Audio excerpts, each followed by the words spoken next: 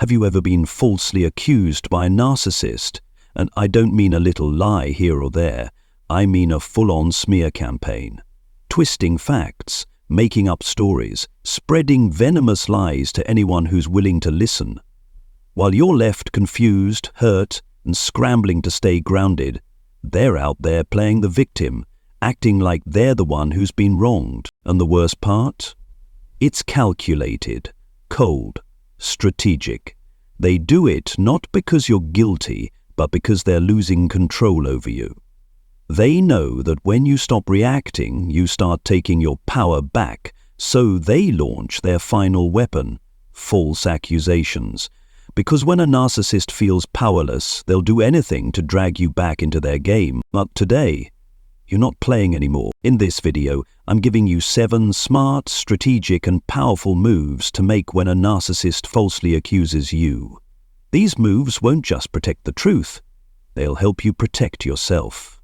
If you're exhausted from trying to explain, if you're done being drained by lies that were never yours to carry, this video is for you. Stay with me until the end, because every step I'm about to share will change how you reclaim your power, your dignity, and your peace. And if this is the kind of guidance you need in your healing journey, hit subscribe, tap the bell, and let's walk out of the narcissist shadow together. 1. Move. Understand the real reason behind the lies. This is strategy, not emotion. The first and most important thing you need to realize is this. When a narcissist falsely accuses you, it's not coming from pain or confusion. It's not because they're too hurt or too emotional or just lashing out. No, false accusations are a tactical move, a weapon, a calculated strategy in their game of psychological control, and you are the target. To disarm this attack, you need to understand how a narcissist operates. They don't think like normal people. They're not searching for truth. They're chasing power. They don't want peace. They want dominance. And the one thing that drives them mad? Losing control over you. So, when a narcissist throws a false accusation your way, don't ask, why would they say something like that? Ask yourself, what control are they trying to get back right now? Narcissists use false accusations for 3 main reasons. First, to drag you back into emotional reactivity. They know if they say something outrageous enough, you won't be able to stay silent. You'll text, call, argue, and in every reaction, they feed off your emotional energy. That's what narcissistic supply is, the fuel they steal from your emotions. Second, to flip the script and distract from the real issue. If you begin questioning their lies, their cruelty, their manipulation, they'll immediately turn the spotlight on you. Suddenly, you're the liar, you're the abuser, you're the toxic one. It's textbook deflection. They are master storytellers, and in their version, you're always the villain. Third, to strike you where it hurts the most. A narcissist doesn't attack randomly, they attack strategically. If you're a devoted parent, they'll accuse you of being neglectful. If you value your integrity, they'll call you a fraud.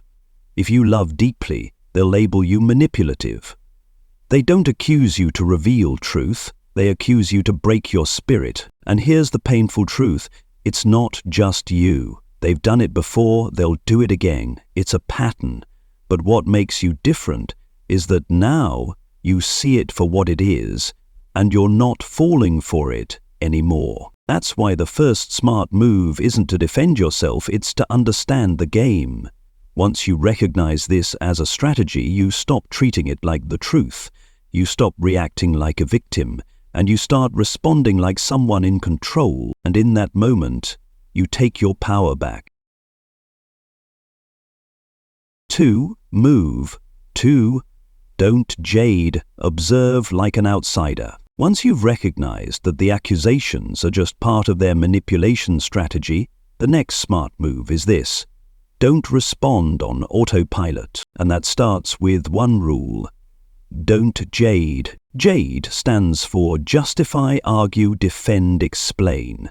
These are the 4 most common reactions we give when we're being falsely accused, and they are the 4 exact doors A narcissist is always trying to get you to open, because every time you justify, they gain more reasons to keep the attack going. Every time you argue, you fuel their fire. Every time you explain, they know you still care about how they see you. And every time you defend yourself, you're silently accepting the role of the accused. This is where smart people do things differently. Don't react, observe. Imagine you're a journalist at the scene.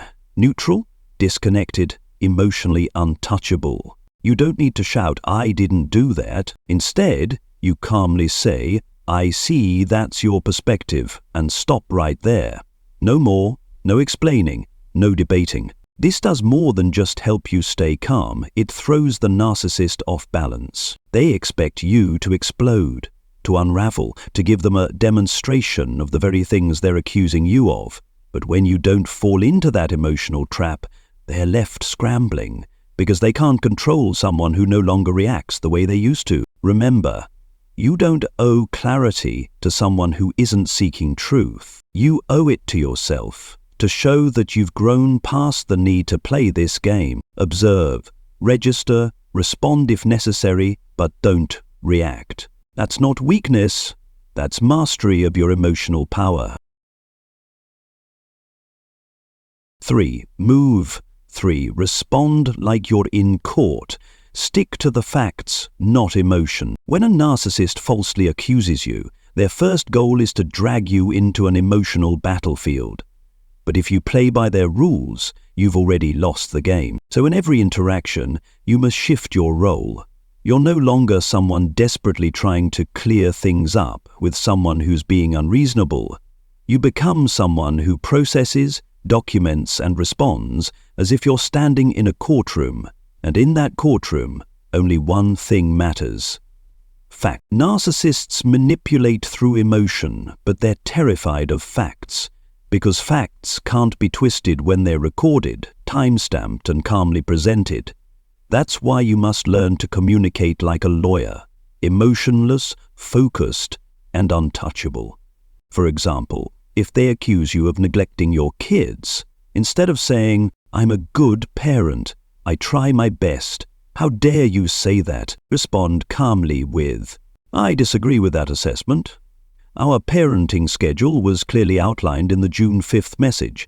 I can resend it if needed." No arguing, no drama, just information, clear, firm, and emotion-free. Responding like this doesn't just keep you centered, it throws the narcissist off.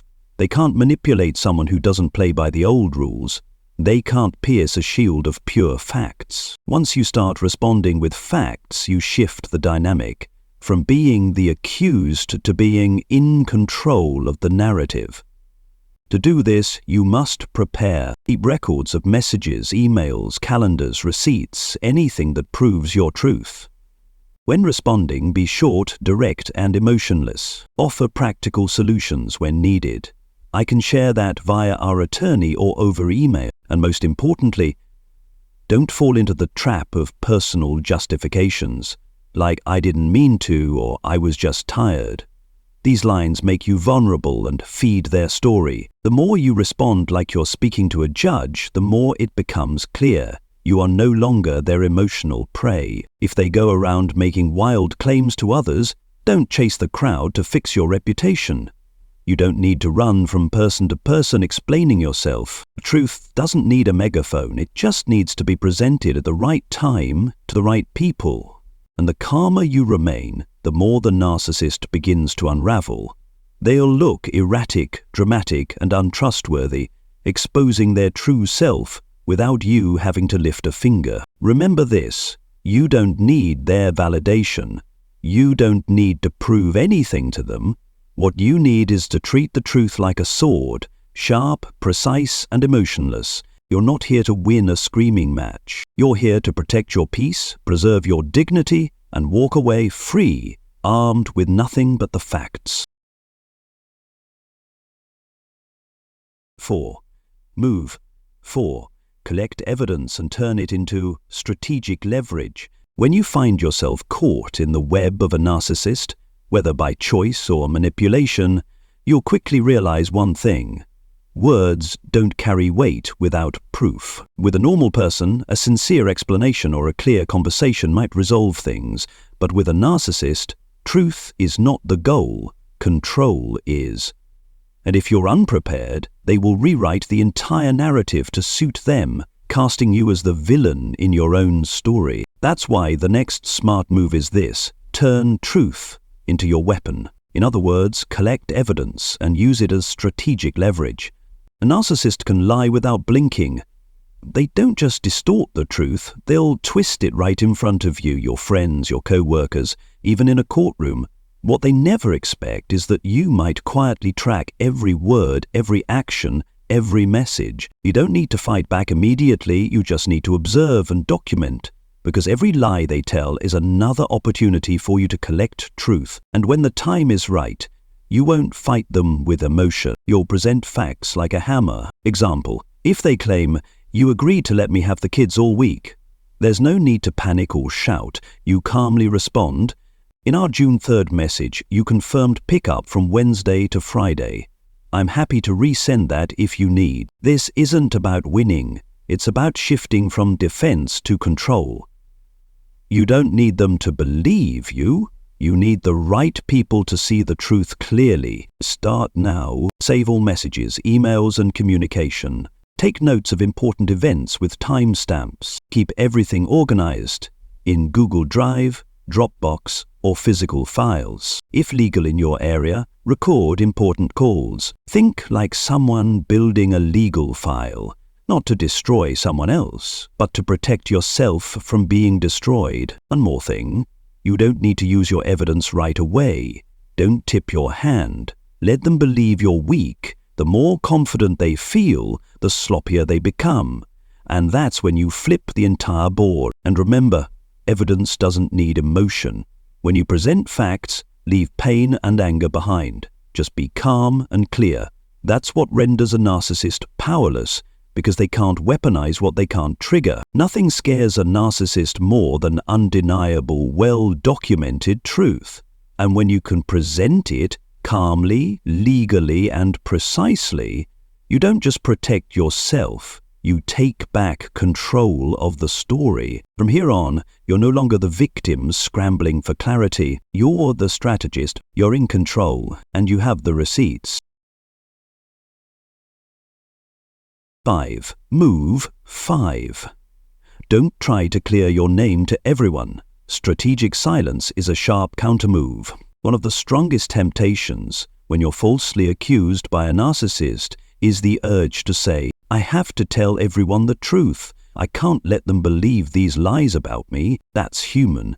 It's the natural instinct of someone who lives with honesty. When your reputation is being damaged and people around you start to question you, you want to stand up and defend yourself.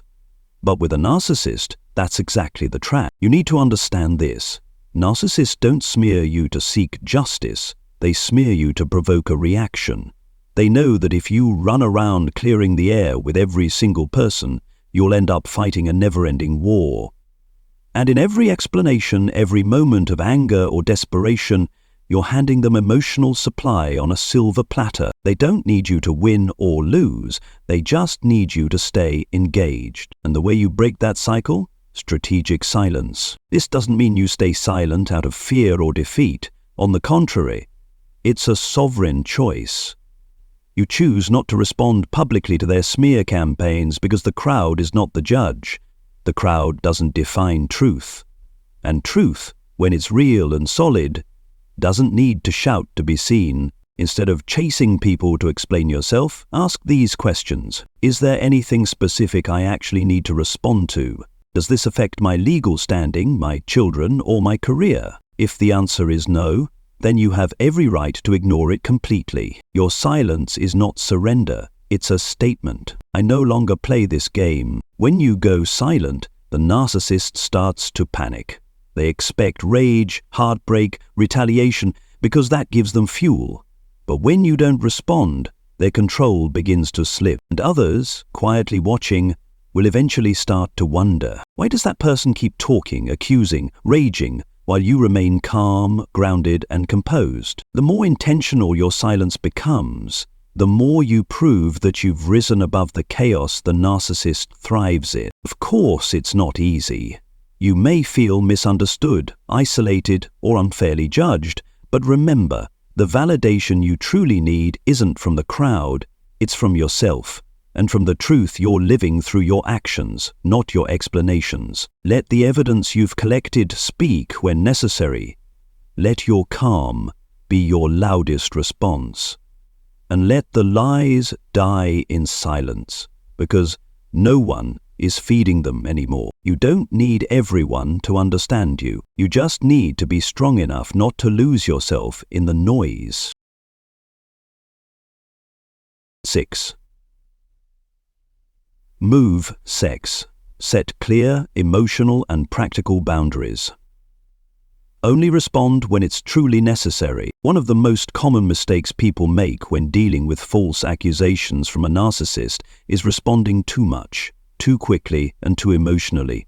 You think that if you explain clearly enough, calmly enough, they'll stop. But the truth is, they're not seeking clarity, they're seeking access to your vulnerability. And your biggest vulnerability?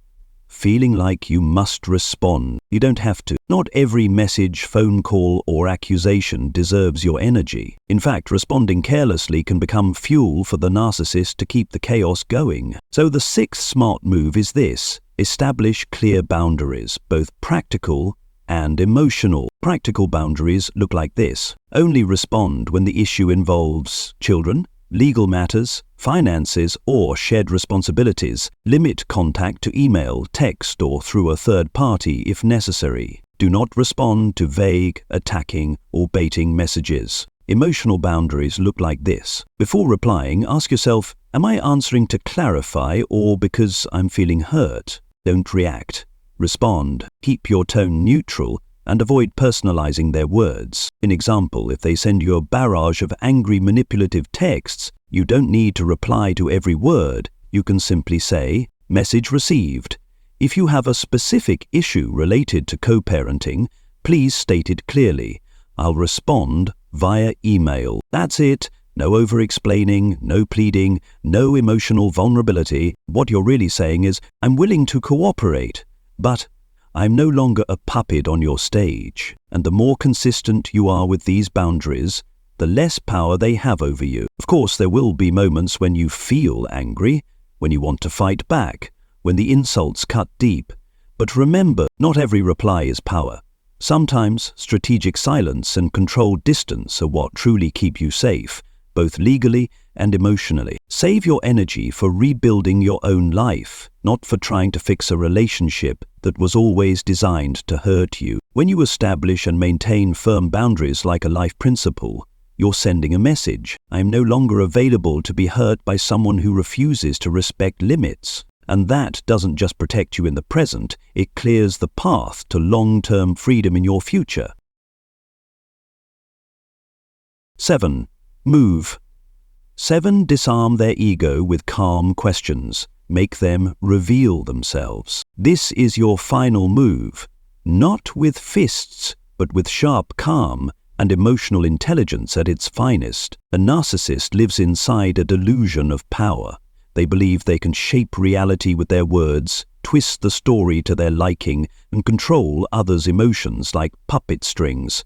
And there's one thing they fear more than anything: a person who doesn't get emotionally triggered, doesn't react predictably, and starts asking questions. Why is that terrifying to them? Because when you calmly and non-reactively ask a question, without anger, without sarcasm, you're forcing them to step out of their role and look in the mirror. A narcissist cannot self-reflect without cracking their mask. Example, when they say, "You're the worst parent I've ever seen," instead of crying, yelling, or defending yourself, simply ask, "Oh, why do you think that? Can you explain what led you to that conclusion?" No anger, no snark, just a question, because here's the truth. You don't even care about the actual answer. You're not asking because you care what they think. You're asking to achieve two things: shift the dynamic. You go from the accused to the one conducting the interview. Break the manipulation script. Narcissists excel at attacking, but when asked to logically explain or self-analyze, they stumble. These calm questions have a double effect. On the one hand, they signal to the narcissist that you are completely unshaken. On the other, they force the narcissist to either bluff, rage, or dodge, all of which begin to expose who they really are. In psychology, this technique is sometimes called cold mirroring, using non-reactive curiosity to regain control without engaging in emotional warfare. They might try to bait you again with sarcasm or topic switching, but if you remain grounded and gently follow up with something like, "What does that mean to you? Hence, why is that important to you?" You'll notice their mask starts to slip, confusion, defensiveness, irritation, and all the while, you're the one in full control. Not by force, but by calm authority. The goal here isn't to win the conversation. The goal is to show them, and yourself, that they no longer get to steer your emotions.